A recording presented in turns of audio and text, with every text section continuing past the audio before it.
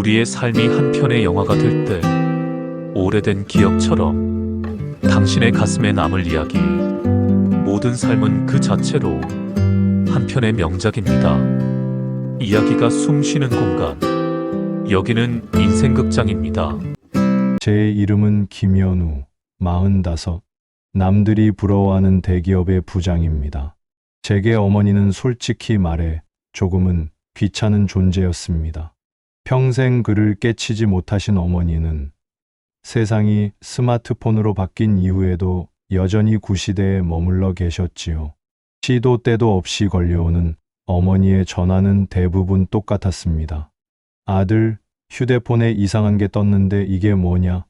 아들, 고향 친구한테 문자가 왔는데 뭐라고 옮기냐? 저는 그때마다 끓어오르는 짜증을 억지로 누르며 어머니의 서툰 질문에 답해야 했습니다. 회의 중간에도, 중요한 프레젠테이션 직전에도 어머니의 전화는 예고 없이 울려댔지요. 동료들의 시선이 부담스러워서 급히 전화를 받으면 어김없이 아들, 미안한데 이것 좀 봐달라는 부탁이었어요. 저는 주변 눈치를 보며 작은 목소리로 엄마, 지금 회의 중이에요 라고 말해야 했습니다. 어머니는 그래? 그럼 나중에 전화해라 라고 하시면서도 10분 후에 또 전화를 거셨어요. 급한 일인지 궁금해서 받으면 아까 그 문자 말인데 라고 다시 똑같은 질문을 하셨죠. 제가 엄마, 아까 회의 중이라고 했잖아요 라고 하면 맞다. 깜빡했다 라고 하시곤 했습니다. 그런 일이 계속되다 보니 저는 점점 스트레스를 받았어요. 어머니는 스마트폰 사용법을 배우려는 노력도 하지 않으셨거든요. 아들이 있는데 뭘 배워라는 식이셨죠. 저는 몇 번이나 간단한 사용법을 알려드렸지만 어머니는 나이가 들어서 머리가 안 돌아간다며 포기하셨어요. 특히 문자 메시지 때문에 자주 전화가 왔어요. 스팸 문자든 지인의 안부 인사든 심지어 배송 알림 문자든 상관없이 어머니는 모든 문자의 내용을 제게 물어보셨습니다. 아들, 이게 뭔 말인지 모르겠다. 읽어봐라. 처음에는 효심이라고 생각하고 친절하게 설명해 드렸어요. 하지만 하루에도 서너 번씩 같은 일이 반복되니 지칠 수밖에 없었죠. 더구나 대부분이 중요하지 않은 내용들이었으니까요. 엄마, 이거 그냥 광고예요. 지우세요. 그날도 마찬가지였습니다. 중요한 계약건으로 정신없이 바쁜 오후, 어김없이 어머니의 번호가 휴대폰 액정에 떴습니다. 받지 않으려다 혹시나 하는 마음에 전화를 받았고 역시나 문자 좀 읽어달라는 부탁이었습니다. 엄마, 또 무슨 문자인데요? 제가 그냥 음성 메시지로 남기시라고 몇 번을 말씀드려요. 제가 짜증 섞인 목소리로 말하자 어머니가 주눅든 목소리로 대답하셨어요. 아니다. 아들. 그냥 목소리 한번 듣고 싶어서 그랬다. 바쁜데 미안하다. 그 말을 들었을 때도 저는 이해하지 못했어요. 목소리를 듣고 싶으시면 그냥 안부, 인사를 하시면 되는 거 아닌가요? 왜 굳이 문자를 핑계로 전화를 거시는 건지 답답했습니다. 엄마, 지금 저 엄청 바쁜 거 안 보이세요? 제발 좀, 그 문자 그냥 지우세요. 별거 아니니까. 그래도 혹시 중요한 걸까봐. 어머니가 조심스럽게 말씀하시자 저는 더욱 화가 났어요.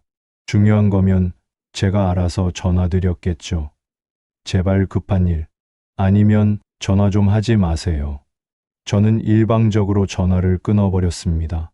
수화기 너머로 들려오던 어머니의 작은 한숨 소리를 애써 외면했습니다. 하지만 마음 한구석에서는 미안한 마음이 들었어요. 그래도 어머니인데 너무 심하게 말한 건 아닌가 하는 생각이요. 하지만 곧 밀려오는 업무에 치여 그런 생각도 금세 잊어버렸습니다. 저녁에 집에 돌아가서도 어머니에게 사과 전화를 드리지 않았어요.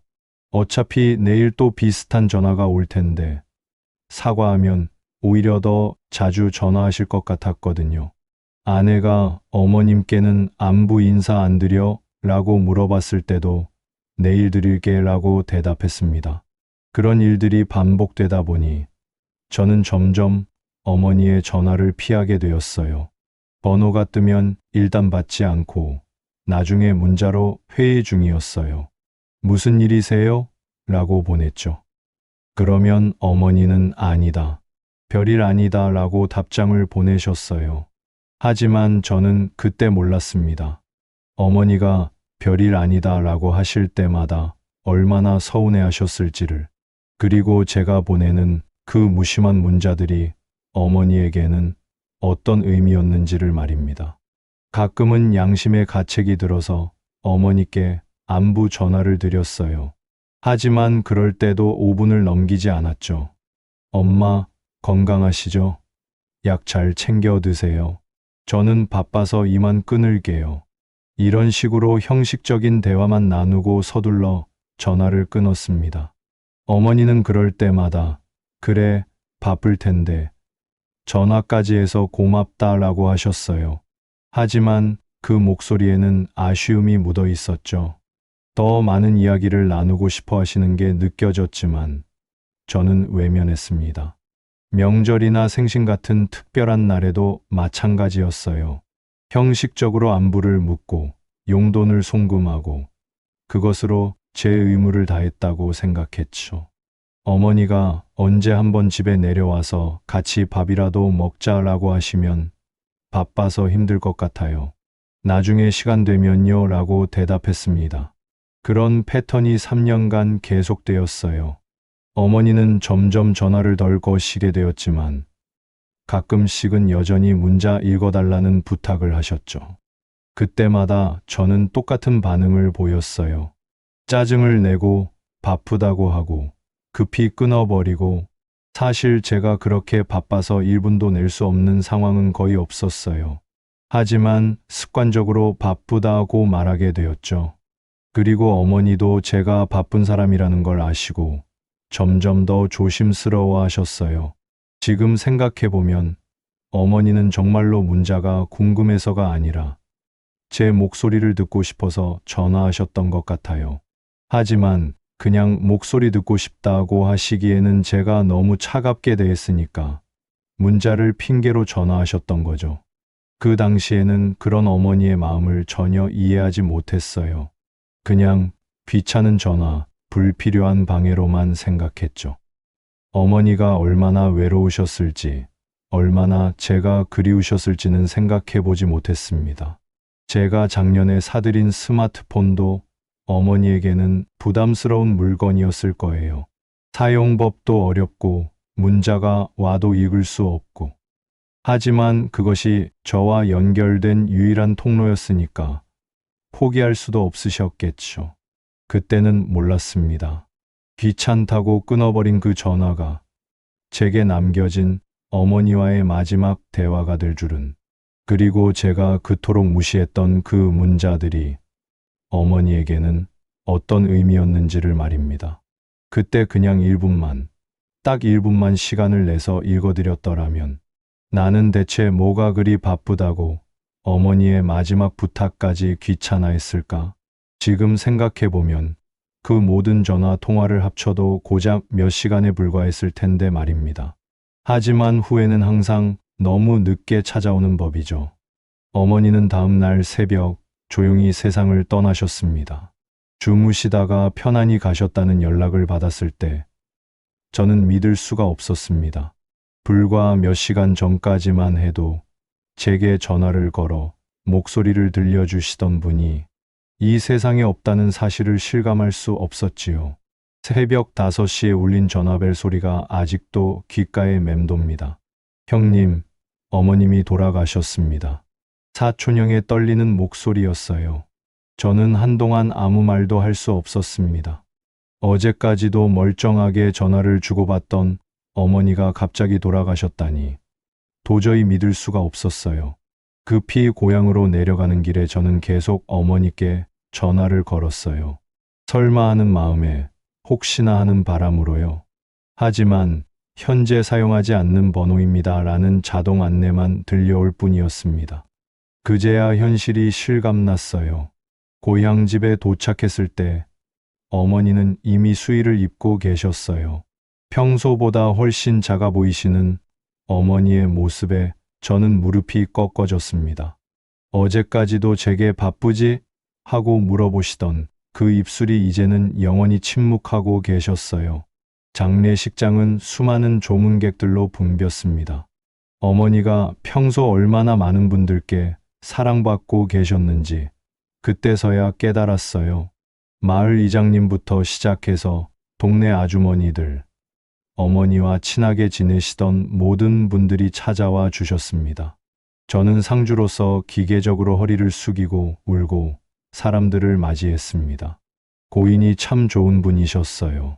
아들, 자랑을 정말 많이 하셨어요. 라는 조문객들의 말씀을 들을 때마다 가슴이 아팠어요. 정작 그 아들은 어머니께 얼마나 못했는지 아무도 모르니까요.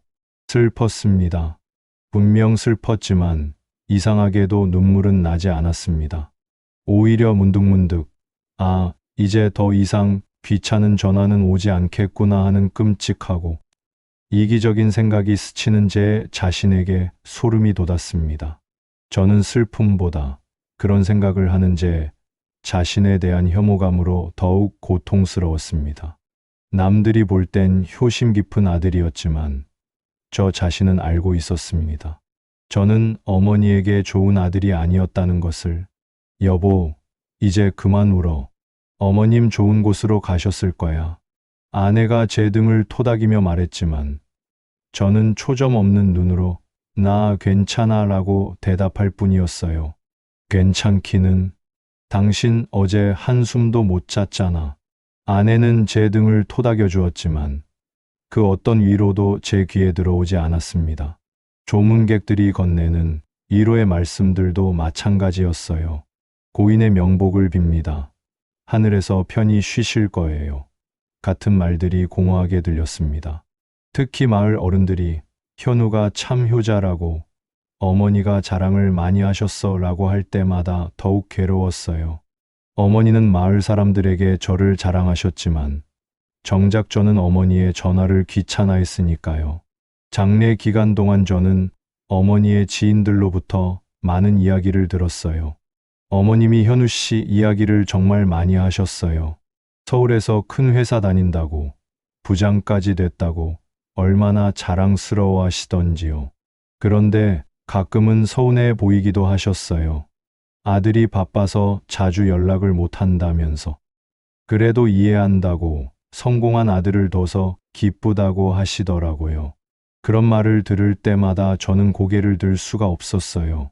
발인이 있던 날, 어머니의 영정 사진을 품에 안고서야 저는 처음으로 현실을 마주했습니다.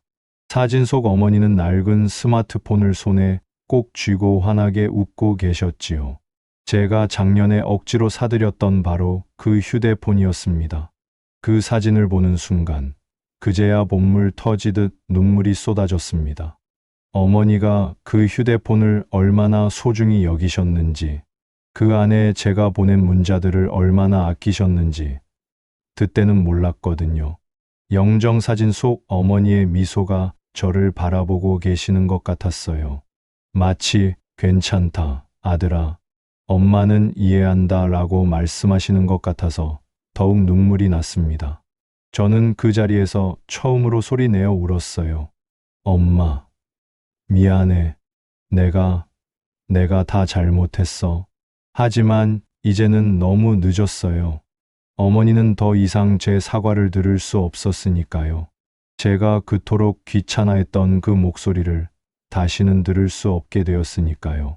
장례를 치르면서 저는 어머니에 대해 몰랐던 많은 것들을 알게 되었어요. 마을에서 어려운 이웃들을 도우며 살아오셨다는 것, 제가 보내드린 용돈으로 동네 할머니들과 함께 식사를 하시곤 했다는 것들이요. 어머님이 항상 말씀하시길 아들이 보내준 돈이라서 함부로 쓸 수 없다고 하시더라고요. 그래서 꼭 필요한 곳에만 쓰신다고 동네 이장님의 말씀이었어요.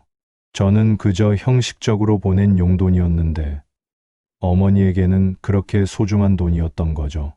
3일장을 치르고 나니 정말 모든 게 끝난 것 같았어요.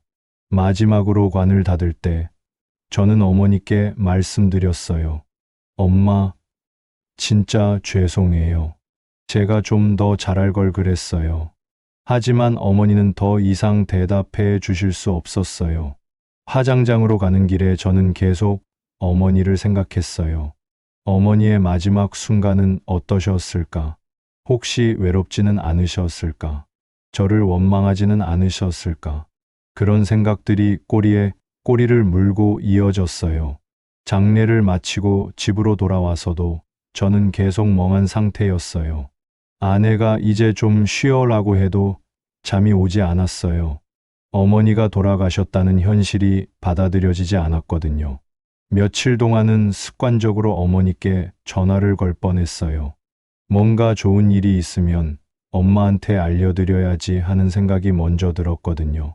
하지만 곧 어머니가 안 계시다는 사실을 떠올리며 무너져 내렸어요. 특히 밤이 되면 더욱 힘들었어요. 평소 어머니가 전화를 자주 거시던 시간이었거든요. 휴대폰이 울릴 때마다 혹시나 싶어서 확인했지만 어머니의 번호는 더 이상 뜨지 않았어요. 직장에 복귀한 후에도 집중이 잘 안 되었어요. 회의 중에도 자꾸 어머니 생각이 났어요. 예전에는 회의 중 어머니 전화가 오면 짜증이 났는데 이제는 그런 전화가 그리워졌어요. 동료들이 요즘 많이 힘드시죠? 어머님 잃으신 슬픔이 크실 텐데 라고 위로해 주었지만 저는 제대로 된 대답을 할 수 없었어요. 슬픔보다는 후회와 죄책감이 더 컸거든요. 어머니에 대한 그리움은 시간이 지날수록 더욱 커져만 갔어요. 예전에는 당연하게 여겼던 어머니의 존재가 이제는 너무나 소중하고 그리운 것이 되어버렸어요. 하지만 이제는 너무 늦었어요. 다시는 어머니의 목소리를 들을 수 없게 되었으니까요. 사무제를 지내고 저는 아내와 함께 어머니의 유품을 정리하기 위해 시골집을 찾았습니다. 오랜만에 들어선 고향집은 어머니의 부재를 더욱 실감나게 해주었어요. 어머니의 손때가 묻은 물건들은 하나같이 낡고 닳아 있었지요. 하지만 모든 것이 깨끗하게 정돈되어 있었어요. 부엌에는 어머니가 매일 사용하시던 낡은 그릇들이 말끔히 씻겨서 정리되어 있었고, 거실에는 제가 어릴 적 찍은 사진들이 액자에 담겨 벽에 걸려 있었어요. 어머니 방에 들어서니 더욱 마음이 아팠습니다. 침대 머리맡에는 제 대학 졸업사진과 결혼사진이 나란히 놓여 있었어요. 장롱을 열자 제가 어릴 적 입던 옷가지부터 대학교 합격, 통지서까지 저희 모든 역사가 그 안에 고이 간직되어 있었습니다. 초등학교 때 받았던 상장, 중학교 때 쓴 일기장, 고등학교 졸업 앨범까지 모든 것이 그대로 보관되어 있었어요. 어머니에게는 온통 제 인생뿐이었습니다. 어머님이 정말 현우 씨를 아끼셨구나. 아내가 감탄하며 말했어요. 저는 대답할 수가 없었습니다. 어머니가 저를 이렇게나 사랑하셨는데 저는 뭘 했는지 부끄러웠거든요. 제가 대학에 합격했을 때 입었던 교복까지 고이 간직해 두셨더라고요. 서랍을 하나씩 열어보니 더욱 놀라웠어요. 제가 군대에서 보낸 편지들이 날짜 순으로 정리되어 있었고, 제가 결혼 후에 보낸 연하장들도 빠짐없이 모아두셨더라고요. 심지어 제가 어릴 때 잃어버렸다고 생각했던 장난감들도 깨끗하게 닦여서 보관되어 있었어요. 화장대 서랍을 열자 그 안에 낡은 스마트폰이 놓여 있었습니다. 어머니의 영정 사진 속 바로 그 휴대폰이었지요. 액정은 금이 가고 뒷면은 닳아 반질반질했습니다. 어머니가 얼마나 자주 만지셨는지 알 수 있었어요. 저는 통신사에 연락해 해지하기 위해 잠시 휴대폰을 켰습니다. 전원이 켜지자마자 저장 공간 부족이라는 알림이 화면 가득 떴습니다. 이상했어요. 어머니는 사진을 찍는 걸 좋아하지 않으셨는데 뭐가 그렇게 용량을 차지하고 있는 걸까요? 어머님, 사진이나 영상을 많이 찍으셨나 보네. 아내가 말했지만 저는 고개를 저었어요. 그럴 리가. 엄마는 전화 거는 것도 겨우 하셨는데. 어머니는 카메라 사용법을 배우려고도 하지 않으셨거든요. 이상한 기분이 들었습니다. 저는 갤러리 앱을 열어보았지만 사진은 손주들 사진 몇 장이 전부였습니다. 그것도 제가 전에 보내드린 사진들이었어요. 동영상 폴더는 텅 비어 있었고요. 메시지함에도 몇 개 안 되는 제 문자만이 덩그러니 남아 있었습니다. 대체 무엇이 이 휴대폰의 용량을 가득 채우고 있는 걸까? 저는 휴대폰의 이곳저곳을 눌러보며 원인을 찾기 시작했습니다. 음악 폴더도 비어 있었고 앱들도 기본 앱 외에는 설치된 것이 없었어요. 이상하다. 사진도 영상도 없는데 대체 뭐가 이렇게 용량을 차지하는 거지? 저는 혼잣말로 중얼거렸어요. 아내도 신기하다는 듯 제 어깨 너머로 화면을 들여다보고 있었습니다. 설정 메뉴를 열어서 저장 공간을 확인해 봤어요. 놀랍게도 거의 모든 용량이 기타 항목에 할당되어 있었습니다. 하지만 그것이 구체적으로 무엇인지는 알 수 없었어요. 어머니가 실수로 뭔가를 많이 다운로드 받으셨나 싶었지만 그럴 가능성도 희박했어요. 어머니의 다른 유품들을 정리하면서도 계속 그 휴대폰이 신경 쓰였어요. 분명히 뭔가가 있을 텐데 도대체 무엇일까요? 어머니가 평소에 하시던 일을 생각해 보니 전화 받기와 문자 확인하기가 전부였는데 말이에요. 옷장을 정리하다가 또 다른 놀라운 것들을 발견했어요. 어머니는 제가 보내드린 모든 선물들을 소중히 간직해 두셨더라고요. 몇 년 전에 보낸 목도리, 작년 어버이날에 보낸 카네이션까지 말린 채로 보관하고 계셨어요. 심지어 제가 초등학교 때 어머니께 드린다고 직접 만든 지갑까지 있었어요. 종이로 만든 조잡한 지갑이었는데 어머니는 그것을 30년 넘게 보관하고 계셨던 거예요. 그 지갑 안에는 제가 어릴 때 쓴 편지가 들어 있었어요. 엄마, 사랑해요. 커서 돈 많이 벌어서 엄마한테 맛있는 거 많이 사드릴게요. 어린 시절 제가 쓴 그 편지를 보니 눈물이 났어요. 그때는 정말로 어머니를 위해 열심히 살겠다고 다짐했었는데 언제부터인가 그 마음을 잊고 살았던 것 같아요. 책상 서랍에는 어머니가 읽지도 못하는 신문 스크랩들이 있었어요. 자세히 보니 모두 제가 다니는 회사나 업계 관련 기사들이었어요. 어머니는 글을 못 읽으셨지만 제가 하는 일과 관련된 기사가 나오면 오려서 모아두셨던 거예요. 마을 이장님께서 가끔 신문을 읽어드렸다고 하셨는데 아마 그때 제 회사 이름이 나오면 특별히 신경 쓰셨던 것 같아요. 어머니에게는 제가 하는 모든 일이 자랑스러우셨던 거죠. 침대 밑에는 제가 보낸 용돈 봉투들이 가지런히 정리되어 있었어요. 어머니는 제가 보내드린 용돈 봉투를 하나도 버리지 않고 모두 모아두셨더라고요. 각 봉투마다 날짜가 적혀 있었는데 어머니 글씨가 아니었어요.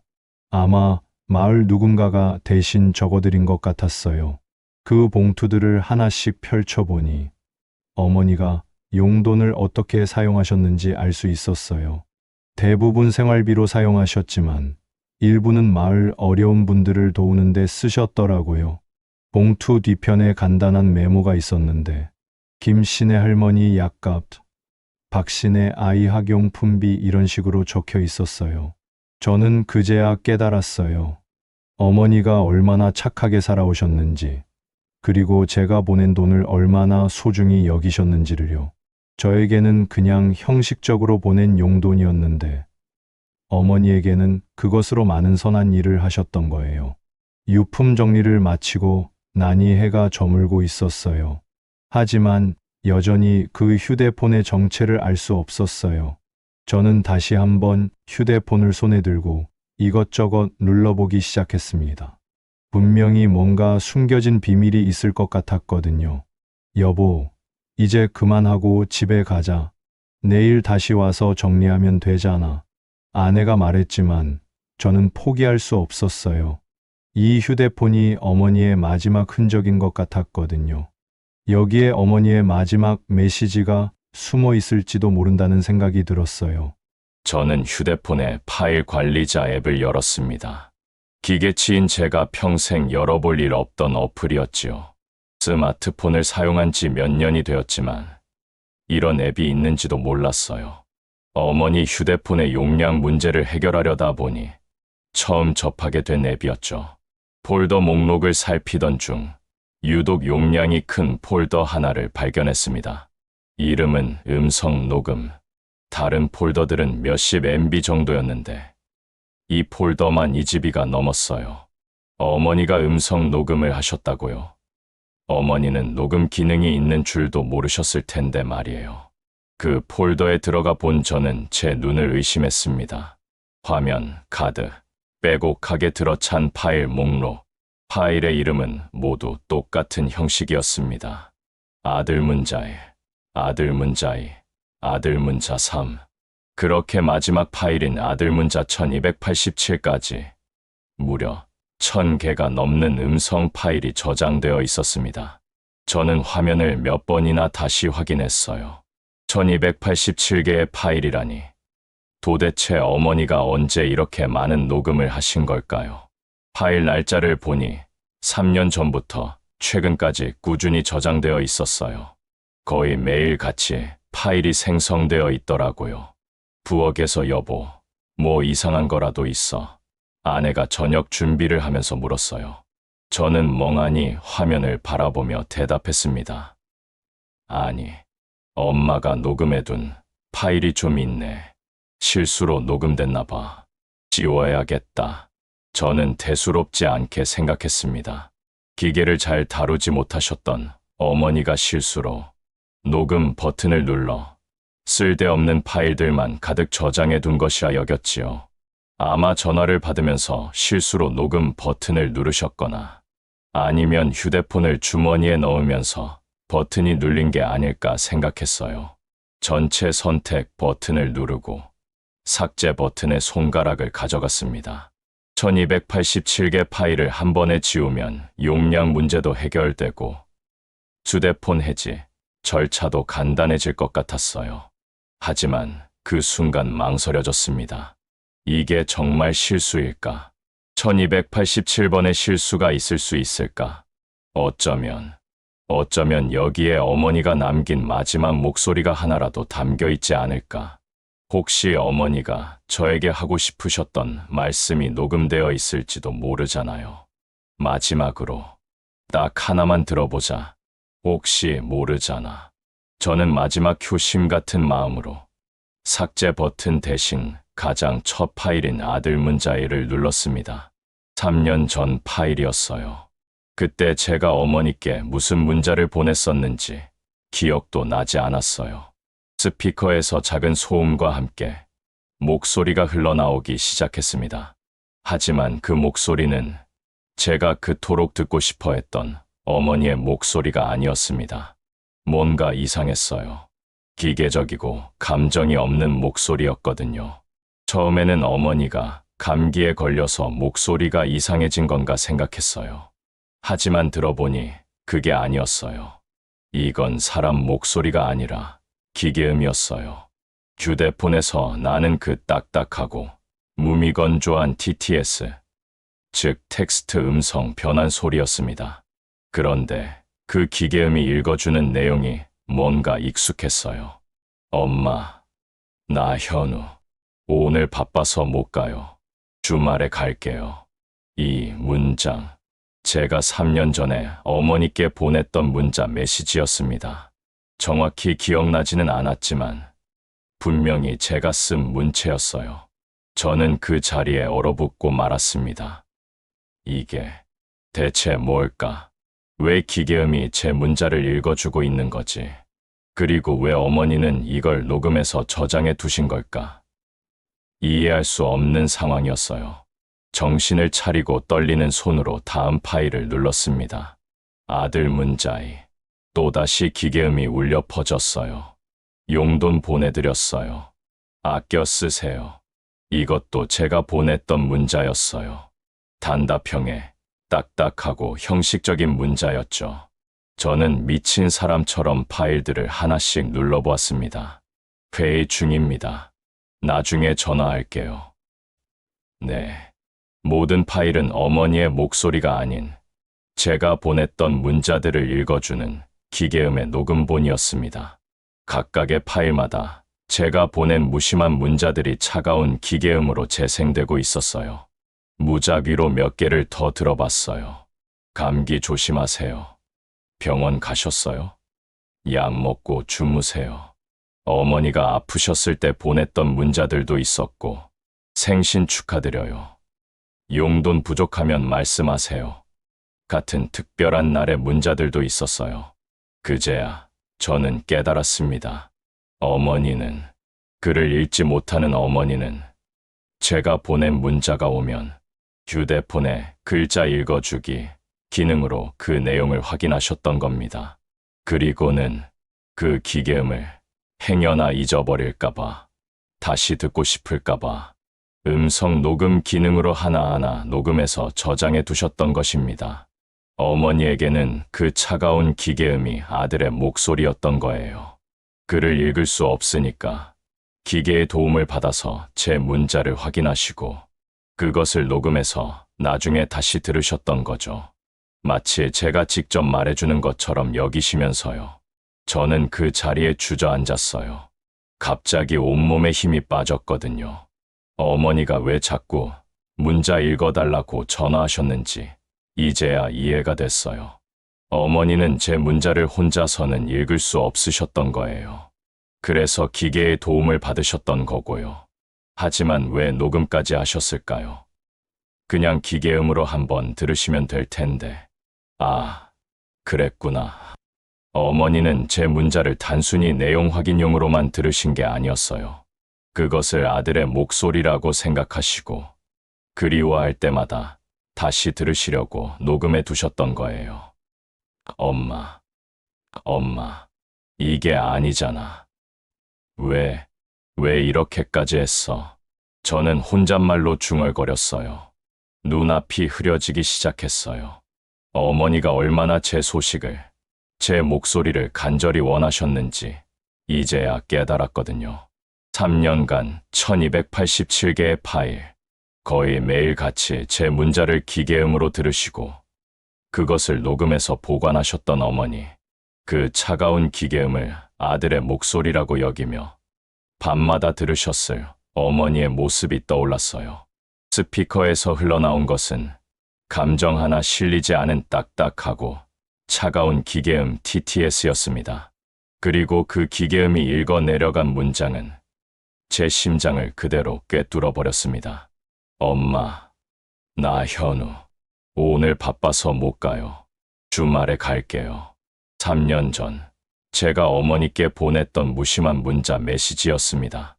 그때 어머니가 언제 한번 집에 내려와서 같이 저녁이나 먹자라고 하셨는데 저는 바쁘다는 핑계로 미뤘던 기억이 났어요. 결국 그 주말에도 가지 않았었죠. 저는 그 자리에 얼어붙고 말았습니다. 이게 대체 뭘까? 왜 제가 3년 전에 보낸 문자를 기계음으로 듣고 있는 거지? 그리고 왜 어머니는 이런 걸 녹음해서 저장해 두신 걸까? 머릿속이 혼란스러웠어요. 정신을 차리고 떨리는 손으로 다음 파일을 눌렀습니다. 아들 문자에 또다시 기계음이 울려 퍼졌어요. 용돈 보내드렸어요. 아껴 쓰세요. 이것도 제가 보냈던 문자였어요. 매달 용돈을 송금하고 나면 보내던 그 형식적인 문자였죠. 저는 미친 사람처럼 파일들을 하나씩 눌러보았습니다. 회의 중입니다. 나중에 전화할게요. 네, 알겠습니다. 모든 파일은 어머니의 목소리가 아닌 제가 보냈던 문자들을 읽어주는 기계음의 녹음본이었습니다. 그 중에는 제가 기억하지도 못하는 문자들도 있었어요. 오늘 야근이에요. 내일 출장 갑니다. 피곤해서 일찍 자요. 얼마나 많은 무심한 문자를 보냈는지 이제서야 깨닫게 되었어요. 특히 가슴 아픈 건 어머니가 아프셨을 때 보냈던 문자들이었어요. 병원 가셨어요? 약 드세요. 몸조리 잘하세요. 겉으로는 걱정하는 듯한 문자였지만 실제로는 전화 한 통 드리지 않고 문자로만 때웠던 거였어요. 무작위로 중간쯤 파일들을 들어봤어요. 추석 연휴에는 바빠서 못 가겠어요. 설날에 인사드려요. 생신 축하드려요. 명절이나 특별한 날에도 저는 직접 찾아뵙지 않고 문자로만 인사를 드렸던 거네요. 더 충격적인 건 제가 짜증을 냈던 문자들도 있었다는 거예요. 지금 바빠요. 나중에요. 문자로 하세요. 어머니가 전화를 하시면 귀찮다고 보냈던 그런 문자들까지 어머니는 소중히 녹음해서 저장해 두셨던 거예요. 한 파일에서는 엄마 전화 그만하세요라는 문자가 나왔어요. 언제 보냈는지는 정확히 기억나지 않지만 분명히 어머니가 자주 전화하신다고 화가 났을 때 보냈던 것 같았어요. 그런 모진 말까지도 어머니는 아들의 소중한 메시지라고 여기셨던 거죠. 날짜를 확인해 보니 파일들이 정말 체계적으로 저장되어 있었어요. 3년 전부터 시작해서 어머니가 돌아가시기 직전까지 제가 보낸 거의 모든 문자가 순서대로 녹음되어 있었어요. 하루에 한두 개씩, 많을 때는 서너 개씩도 있었어요. 특별한 날의 문자들도 있었어요. 제 생일에 어머니가 축하 문자를 보내셨을 때 저는 고맙습니다 라고만 답했었나 봐요. 어머니는 그 짧은 고맙습니다조차 소중히 여기시고 녹음해 두셨던 거예요. 더 세세하게 살펴보니 어머니가 얼마나 제 문자를 기다리셨는지 알 수 있었어요. 제가 하루 이틀 문자를 안 보내면 어머니는 예전 파일들을 다시 들으셨나 봐요. 같은 날짜에 여러 번 재생된 기록이 있었거든요. 엄마, 이게 뭐야? 저는 중얼거리며 계속 파일들을 들어봤어요. 그때마다 제 마음은 더욱 무너져 내렸어요. 제가 그토록 무심하게 보냈던 문자들이 어머니에게는 이렇게 소중한 것이었다니. 어머니는 제가 보낸 문자를 받으면 우선 휴대폰의 TTS 기능을 이용해서 내용을 확인하셨을 거예요. 그리고 나서 그 기계음을 녹음해서 저장해 두셨던 거죠. 마치 제가 직접 말해주는 것처럼 여기시면서요. 밤에 잠이 안 오시거나 제가 그리우실 때면 어머니는 이 파일들을 하나씩 들으셨을 거예요. 차가운 기계음이지만 어머니에게는 아들의 목소리였으니까요. 그 목소리를 들으며 위로를 받으셨을 거예요. 특히 제가 바쁘다고 전화를 받지 않을 때 어머니는 예전 파일들을 다시 꺼내서 들으셨을 거예요. 네, 알겠습니다. 나중에 전화할게요. 같은 짧은 문자들이라도 어머니에게는 아들과의 소중한 대화였던 거죠. 어떤 파일에서는 사랑합니다라는 문자도 나왔어요. 언제 보냈는지 기억도 안 나지만 아마 어머니 생신이나 어버이날 같은 특별한 날에 보냈던 것 같았어요. 어머니는 그 한마디를 얼마나 소중히 여기셨을까요? 계속 들어보니 제가 얼마나 단조롭고 형식적인 문자만 보냈는지 깨달았어요. 네, 알겠어요. 용돈 보냈어요. 몸조리 하세요. 같은 뻔한 문자들 뿐이었어요. 진심이 담긴 따뜻한 문자는 거의 없었죠. 그런데도 어머니는 그 모든 문자를 소중히 여기셨어요. 제가 아무 생각 없이 보낸 네라는 한 글자조차 어머니에게는 아들의 대답이었고 아들의 목소리였던 거죠. 그래서 하나도 빠짐없이 모두 녹음해서 보관하셨던 거예요. 파일 중간중간에는 제가 아예 답장을 안 한 기간들도 있었어요. 며칠씩 공백이 있는 구간들이요. 그럴 때 어머니는 얼마나 서운하셨을까요? 아들의 새로운 목소리를 기다리시면서 예전 파일들만 반복해서 들으셨을 거예요. 이럴 수가. 저는 계속 중얼거렸어요. 어머니가 왜 자꾸 문자 좀 읽어달라고 전화하셨는지 이제야 완전히 이해됐어요. 어머니는 글을 읽을 수 없으셨으니까 제 문자를 확인하려면 기계의 도움이 필요하셨던 거예요. 하지만 그 차가운 기계음을 들을 때마다 어머니는 얼마나 아쉬우셨을까요? 진짜 아들의 따뜻한 목소리로 듣고 싶으셨을 텐데 기계음으로만 들어야 했으니까요. 그래서 더욱 간절히 제게 전화를 걸어서 직접 읽어달라고 부탁하셨던 거겠죠. 제가 그런 부탁을 귀찮아하고 짜증냈을 때 어머니는 얼마나 상처받으셨을까요? 하지만 그런 제 태도에도 불구하고 어머니는 제가 보낸 모든 문자를 소중히 여기시고 하나씩 녹음해서 모아두셨던 거예요. 저는 그 자리에 주저앉아 밤을 새워 1287개의 파일을 모두 들었습니다. 그 안에는 제 3년의 시간이, 그리고 어머니의 3년의 그리움이 고스란히 담겨 있었습니다.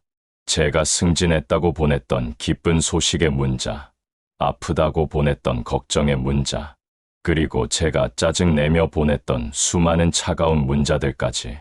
어머니는 그 모든 것을 아들의 목소리라 여기며 수없이 돌려듣고 또 돌려들었던 것입니다. 파일 재생 기록을 보니 어떤 문자는 수십 번씩 반복 재생된 흔적이 있었어요. 특히 사랑합니다나 고맙습니다 같은 따뜻한 문자들은 더욱 자주 들으셨던 것 같았어요. 중간중간 발견되는 특별한 파일들이 있었어요. 제가 추석이나 설날에 보냈던 안녕히 계세요라는 인사말, 어머니 생신에 보냈던 생신 축하드려요라는 축하 메시지들이었죠. 어머니에게는 이런 절기의 인사가 얼마나 소중했을까요? 어머니에게는 아들의 안부가 담긴 그 어떤 문자도 그저 차가운 글자가 아니었습니다. 아들과 연결된 유일한 끈이었고, 그리울 때마다 꺼내 들을 수 있는 아들의 목소리였습니다. 제가 그토록 귀찮아했던 그 모든 순간들이 어머니에게는 아들을 느낄 수 있었던 유일한 행복이었다는 것을 깨닫자 저는 고개를 들 수가 없었습니다. 파일들을 계속 들어보니 어머니가 얼마나 체계적으로 정리하셨는지 알 수 있었어요. 날짜 순으로 빠짐없이 저장되어 있었고 파일명도 규칙적으로 번호가 매겨져 있었어요. 아마 마을의 누군가가 도와주셨을 수도 있지만 어머니가 직접 정리하셨을 가능성이 높았어요. 특히 놀라운 건 제가 답장을 안 한 날들의 기록이었어요. 그런 날에는 새 파일 대신 이전 파일들이 여러 번 재생된 흔적이 있었어요. 아들의 새로운 소식이 없으면 예전 문자들을 다시 꺼내서 들으셨던 거죠. 더 자세히 살펴보니 어머니만의 특별한 패턴이 있었어요. 제가 바빠요라고 보낸 문자 다음에는 며칠간 공백이 있다가 갑자기 여러 개의 예전 파일들이 연속 재생되곤 했어요. 아마 아들이 바쁘다고 하니까 연락을 피하시면서도 그리워서 견딜 수 없을 때 예전 문자들을 들으셨던 것 같았어요. 가장 가슴 아픈 건 제가 화를 낸 문자들이었어요. 전화 그만하세요. 바쁘다고 했잖아요. 나중에 하세요. 같은 차갑고 모진 말들까지도 어머니는 소중히 보관하고 계셨더라고요. 아들의 목소리라면 설사 꾸중이라도 들으시고 싶었던 거겠죠. 한 파일에서는 정말 충격적인 내용이 나왔어요. 엄마 귀찮게 하지 마세요라는 문자였어요. 언제 보냈는지 정확히 기억나지 않지만 분명히 어머니가 자주 연락하신다고 화가 났을 때 보냈던 것 같았어요. 그런 상처가 될 만한 말까지도 어머니는 아들의 소중한 메시지라고 여기셨던 거죠. 저는 제 손으로 어머니의 유일한 행복을 귀찮다고 밀어냈던 천하의 불효자였습니다. 어머니가 그 차가운 기계음을 아들의 목소리라고 믿으며 들으실 때 얼마나 그리우셨을까요? 진짜 아들의 따뜻한 목소리로 듣고 싶으셨을 텐데 말이에요. 파일들 중에는 제가 아예 기억하지 못하는 문자들도 많았어요. 오늘 날씨 좋네요. 건강하세요. 잘 주무세요. 같은 일상적인 문자들이었는데 저에게는 아무 의미 없는 형식적인 인사였지만 어머니에게는 하나하나가 소중한 아들의 안부였던 거예요. 특히 눈에 띄는 건 명절이나 기념일 전후의 파일들이었어요. 그런 날에는 평소보다 더 많은 파일들이 저장되어 있었고 재생 횟수도 많았어요. 어머니는 아들의 인사말을 받으시면 그날 하루 종일 반복해서 들으셨나 봐요. 더 놀라운 건 제가 보낸 사진에 대한 설명 문자들도 있었다는 거예요. 아이들 사진 보내드려요. 여행 사진입니다. 같은 문자들이었는데 어머니는 사진을 보시면서 이런 설명 문자들도 들으셨던 거예요. 손주들 사진을 보시면서 제 문자를 듣는 어머니의 모습을 상상하니 더욱 마음이 아팠어요. 중간중간에는 어머니가 실수로 다른 걸 녹음하신 파일들도 있었어요. 텔레비전 소리나 마을 사람들과의 대화 소리가 섞인 파일들이었죠. 그런 실수에도 불구하고 어머니는 계속 녹음을 계속하셨던 거예요. 아들의 문자를 놓치지 않으려고요. 어떤 파일에서는 어머니의 한숨 소리가 들리기도 했어요. 제가 바빠요라고 보낸 문자를 들으신 후에 나는 작은 한숨이었어요. 그 한숨 소리를 듣는 순간 저는 정말 견딜 수 없었어요. 어머니가 얼마나 서운하셨을지, 얼마나 외로우셨을지 생각하니 가슴이 찢어지는 것 같았어요. 시간이 흘러갈수록 파일들의 내용이 점점 더 짧아지고 차가워지는 걸 느낄 수 있었어요. 초기의 파일들에는 안녕하세요, 잘 지내세요 같은 인사말이 있었는데 후반부로 갈수록 네, 알겠어요 같은 단답형 문자들이 많아졌어요. 그것은 제가 점점 어머니와의 소통을 귀찮아하기 시작했다는 증거였어요. 처음에는 그래도 정중하게 문자를 보냈었는데 시간이 지나면서 점점 형식적이고 무심해졌던 거죠. 하지만 어머니는 그런 변화를 알면서도 모든 문자를 똑같이 소중히 여기셨던 거예요. 파일을 들으면 들을수록 저는 제가 얼마나 나쁜 아들이었는지 깨달았어요. 어머니는 제 문자 하나하나를 보물처럼 간직하고 계셨는데 저는 어머니의 전화를 귀찮아하고 피하기만 했으니까요. 밤이 깊어갈수록 저는 더욱 괴로웠어요. 1287개의 파일은 곧 어머니의 3년간의 그리움이었고 제가 3년간 얼마나 무심했는지 보여주는 증거이기도 했어요. 제가 그토록 소홀히 했던 어머니의 사랑이 이렇게 구체적인 형태로 남아있다니 정말 견디기 어려웠어요. 동이틀 무렵 저는 마침내 마지막 파일인 아들 문자 1287을 눌렀습니다. 그것은 어머니가 돌아가시기 바로 전날 제가 마지막으로 보냈던 문자였습니다. 손가락이 떨려서 제대로 누르기까지 몇 번이나 시도해야 했어요. 스피커에서 익숙한 기계음이 흘러나왔습니다. 하지만 이번에는 다른 파일들과 달리 내용이 길었어요. 기계음이 또박또박 읽어 내려가는 제 마지막 문자는 이런 내용이었습니다. 엄마, 이제 전화 그만 좀 하세요. 제가 그러지 말라고 몇 번을 말씀드려요. 제가 어머니에게 퍼부었던 마지막 그 모진 말이 차갑고 무감정한 기계음을 통해 제 귀에 비수처럼 날아와 박혔습니다. 어머니는 이 말을 마지막으로 듣고 어떤 심정으로 잠자리에 드셨을까? 아들이 뱉은 상처의 말을 아들의 마지막 목소리라고 생각하며 밤새 얼마나 되뇌셨을까? 파일의 끝부분에서 어머니의 작은 한숨 소리가 들렸어요. 기계음이 끝난 후 몇 초간의 정적이 있었고 그 다음에 들린 깊은 한숨이었어요. 그 한숨 소리는 제 가슴을 송두리째 뒤흔들었습니다. 어머니가 얼마나 상심하셨는지 그 소리만으로도 알 수 있었어요. 그 생각을 하자 저는 더 이상 버틸 수가 없었습니다. 저는 낡은 스마트폰을 부서져라 끌어안고 짐승처럼 울부짖었습니다. 거실이 떠나가라 목 놓아 울었습니다. 어머니의 장례식장에서도 흘리지 못했던 눈물이 3년간 가슴속에 쌓아두었던 후회와 죄책감이 한꺼번에 터져 나왔습니다. 엄마, 내가 잘못했어.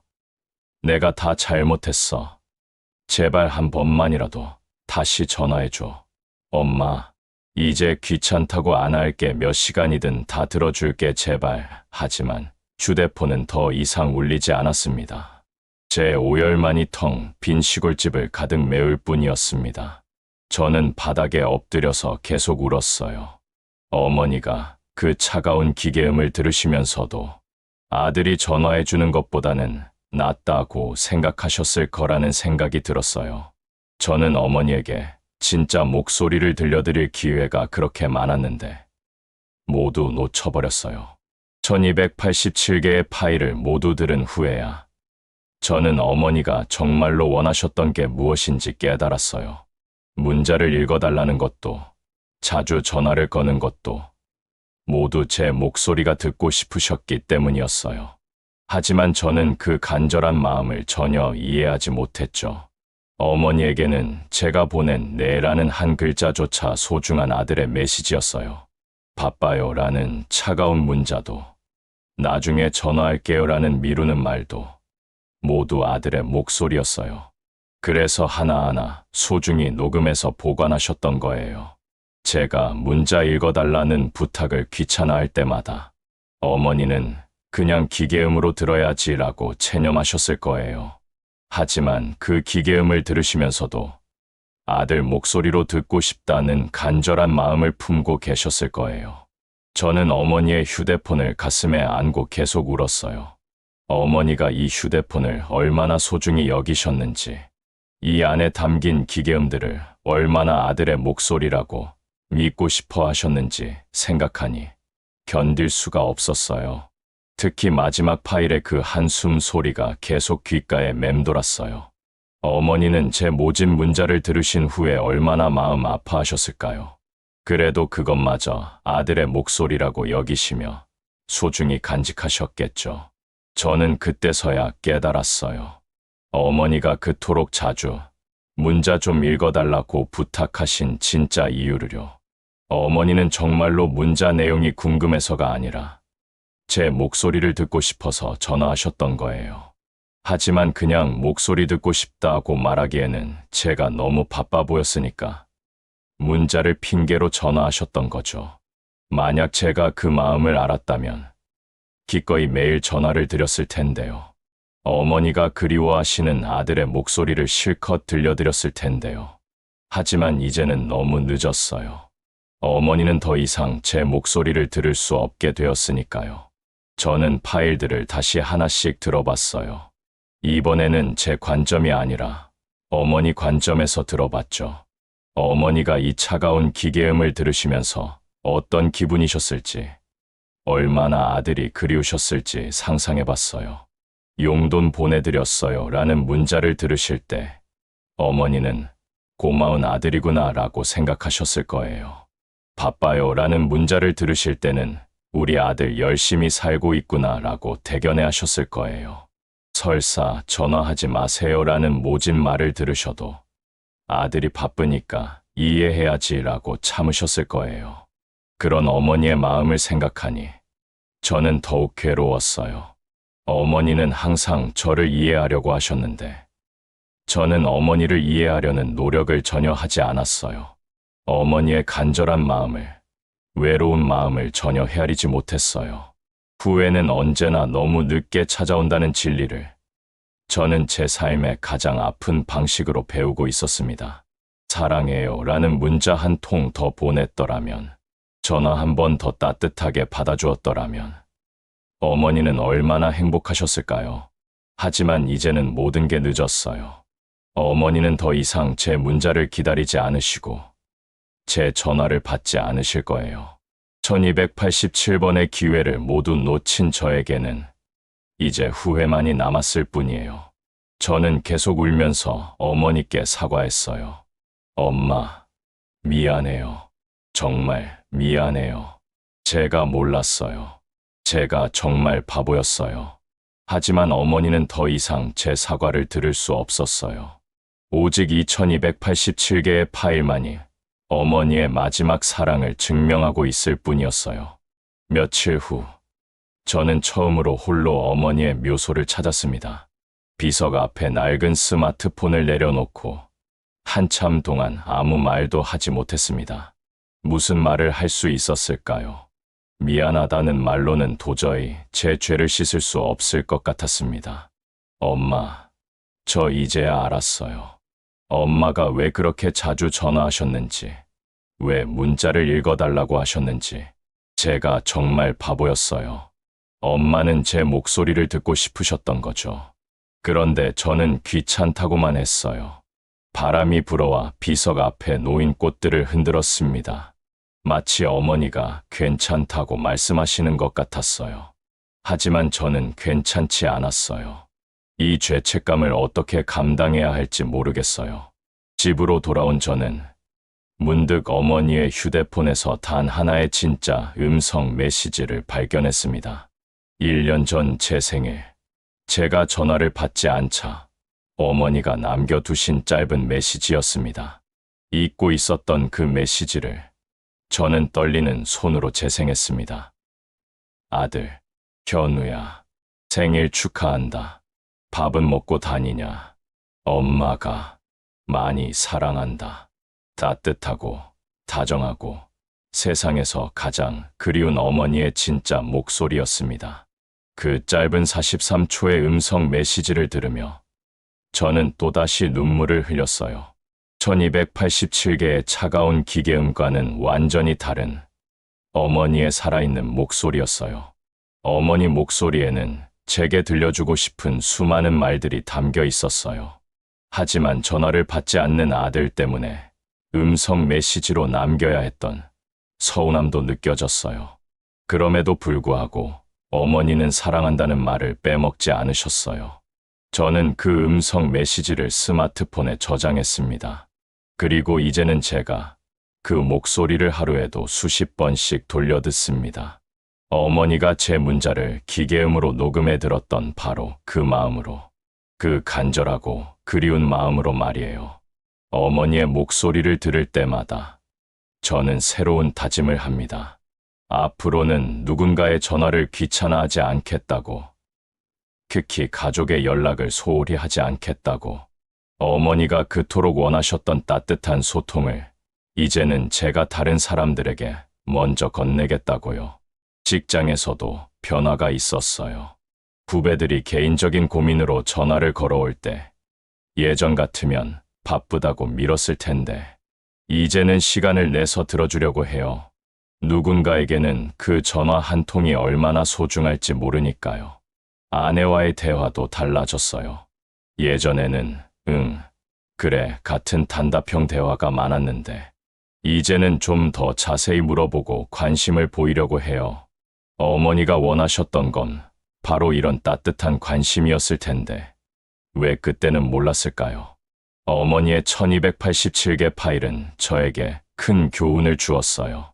사랑하는 사람의 작은 메시지 하나도 얼마나 소중한지, 목소리 하나가 얼마나 큰 위로가 될 수 있는지, 그리고 무엇보다 소통이라는 것이 얼마나 중요한지 깨달았어요. 가끔 어머니의 친구분들이 안부 전화를 주세요. 어머니가 현우 씨 자랑을 많이 하셨어요 라고 말씀해 주실 때마다 저는 복잡한 심정이 돼요. 어머니는 마을 사람들에게는 자랑스러운 아들 이야기를 하셨지만 정작 그 아들은 어머니의 마음을 몰라줬으니까요. 하지만 그분들의 이야기를 통해 어머니에 대해 새로 알게 되는 것들도 많아요. 어머니가 얼마나 남을 도우며 사셨는지, 얼마나 자랑스러운 분이셨는지, 그런 어머니의 아들로 살아갈 수 있어서 감사하다는 마음도 들어요. 어머니의 휴대폰은 이제 제 서랍에 소중히 보관되어 있어요. 가끔 꺼내서 그 1287개의 파일들을 다시 들어봐요. 처음에는 너무 아파서 듣기 힘들었는데 이제는 어머니의 사랑을 느끼며 들을 수 있게 되었어요. 각각의 파일마다 어머니의 그리움이 담겨 있어요. 네 라는 짧은 대답에도, 바빠요 라는 무심한 문자에도 어머니는 아들의 목소리를 찾으려 하셨어요. 그 간절한 마음을 이제는 이해할 수 있어요. 후회는 사라지지 않겠지만 저는 이제 어머니의 마지막 사랑을 가슴에 품고 살아갈 것입니다.